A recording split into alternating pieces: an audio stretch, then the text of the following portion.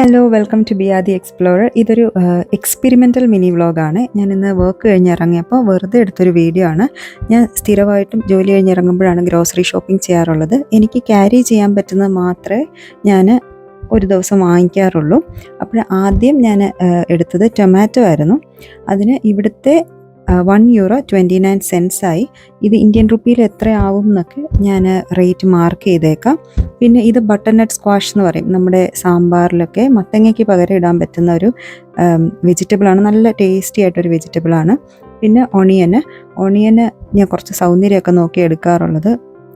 പ്രത്യേകിച്ച് എല്ലാത്തിനും ലുക്ക് കാണത്തില്ല. ഒരു സെറ്റിൽ എപ്പോഴും സൗന്ദര്യം ഇല്ലാത്തതൊക്കെ കാണും. ഇത് 99 ആയി. പിന്നെ ഞാൻ ഷുഗർ എടുത്തത്. ഷുഗറിന് €1.69 ആയി. വീട്ടിൽ ഒരുപാട് എഗ്സൊക്കെ ഇരിപ്പുണ്ട്. അതുകൊണ്ട് ഞാൻ വെറുതെ വീഡിയോ എടുത്തതേ ഉള്ളൂ. അത് കഴിഞ്ഞ് ഞാൻ നേരെ പോയത് പാലെടുക്കാൻ വേണ്ടിയിട്ടായിരുന്നു.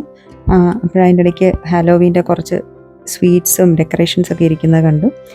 പാലിന് ഇവിടെ ആയത് ഇത് ചെറിയ പാക്കറ്റ് പാലാണേ. അതിന് €0.72, അതായത് 72 സെൻറ്റായി.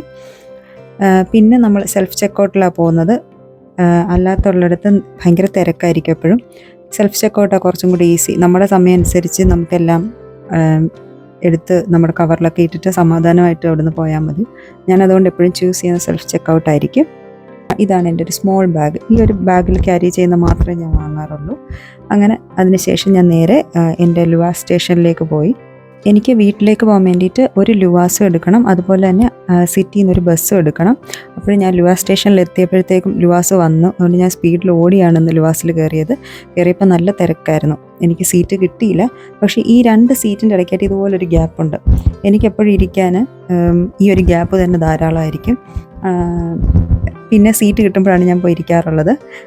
അങ്ങനെ ഞാൻ അവിടെ ഇരിക്കുന്ന കണ്ടപ്പോൾ ഈ ഇരിക്കുന്ന ഐറിഷ് ഗേൾ എൻ്റെ അടുത്ത് സീറ്റ് വേണമെന്നൊക്കെ ചോദിച്ചു. ഞാൻ പറഞ്ഞു കുഴപ്പമില്ല, നീ ഇരുന്നോ എന്നൊക്കെ പറഞ്ഞ്.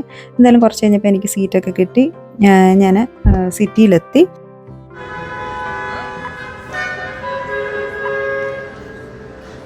ഇത് ലുവാസിൻ്റെ ഡ്രൈവർ ഭയങ്കര ദേഷ്യത്തോടെ ഹോണടിച്ച സൗണ്ടായിരുന്നു.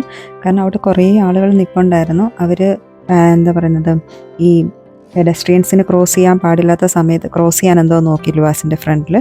അത് അയാൾക്ക് ഇഷ്ടമായില്ല. അങ്ങനെ ഭയങ്കര ശബ്ദമായിരുന്നു കുറേ നേരം. എന്തായാലും ഞാനിന്ന് പാർണൽ സ്ട്രീറ്റിൽ എത്തിയപ്പോൾ തന്നെ എൻ്റെ ബസ് എടുത്തു. നോർമലി ഞാൻ 30 മിനിറ്റ്സൊക്കെ അവിടെ നിൽക്കേണ്ട അവസ്ഥ വരാറുള്ളത്. ഇന്നെന്തോ ഭയങ്കര ലക്കിയായിരുന്നു. എന്തായാലും ഞാൻ ബസ്സിൽ കയറി. അങ്ങനെ ഞാൻ വീട്ടിലേക്ക് പോയി. അപ്പോൾ വേറൊരു വ്ളോഗുമായിട്ട് വീണ്ടും വരാം. Bye bye.